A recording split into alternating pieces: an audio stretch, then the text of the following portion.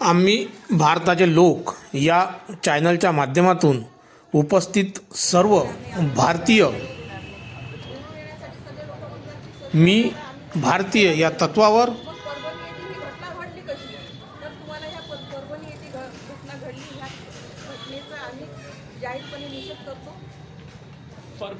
परभणीत एका मनुवादी विचाराच्या माथेफिरूंनी भारताचे राष्ट्रीय ग्रंथ संविधानाची प्रतिकृतीची तोडफोड केली।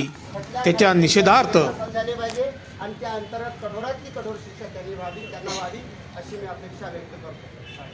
माननीय तहसीलदार साहेबांना निवेदन देऊन त्या व्यक्तीवर देशद्रोहाचा गुन्हा दाखल झाला पाहिजे व त्याच्या मागे कोण आहे याची शहानिशा करून कठोरात कठोर कारवाई झाली पाहिजे।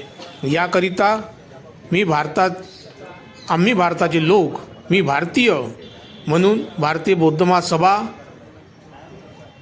तसेच आक्रोश जनशक्ती संघटना वरुड, सम्यक युवा संघटना वरुड, राष्ट्रवादी काँग्रेस वरुड आणि समस्त नागरिकांनी यावर निषेध व्यक्त केलेला आहे।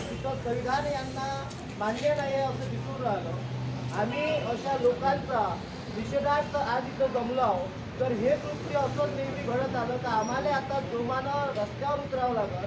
1818ची लढाई लढण्यासाठी सारखं आम्हाला माहिती आहे आंबेडकरी अनुयायी असं करू शकत नाही।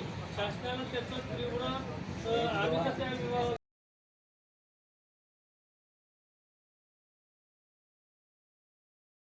बोला ना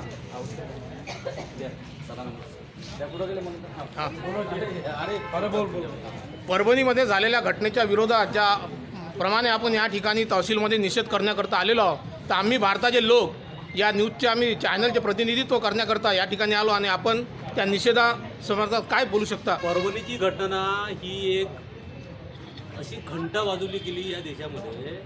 जमतेम सरकारचा शपथविधी झाला हे सगळ्यांना माहीत आहे। त्यांना काय करायचं हे त्यांचं सगळं प्लांट असते।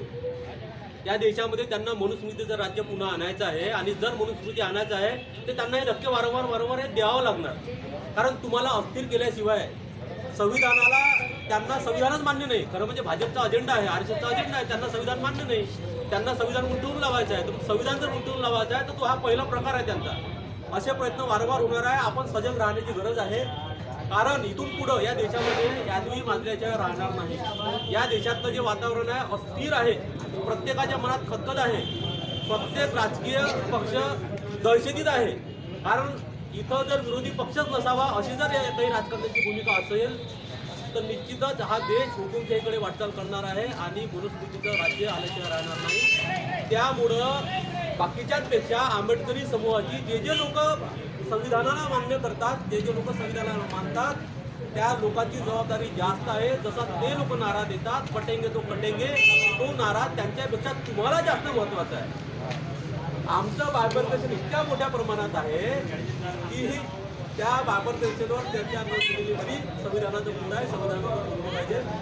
निश्चितच सगळ्यांनी हे गोष्ट लक्षात ठेवा की संविधान जर वाचवायचं असेल तर एकत्र या, एकत्र लढाई लढा, तरच आपण काहीतरी करू शकतो। अन्यथा मेरे माझ्या मागल्या अशी कंडिशन होईल आणि हे घटना वारंवार घडतील। आपल्या लोकांच्या मृत्यू पडल्याच्या राहणार नाही, कारण रस्त्यावर येणार, पब्लिक रस्त्यावर येणार, रस्त्यावर आल्यानंतर काहीतरी घटना घडणार। त्याच्यामुळे हे जर रोखायचं असेल तर सगळं युनिटी दाखवा आणि संविधानाच्या समर्थनार्थ सगळेजण एक साथ राहा, सोबत राहा।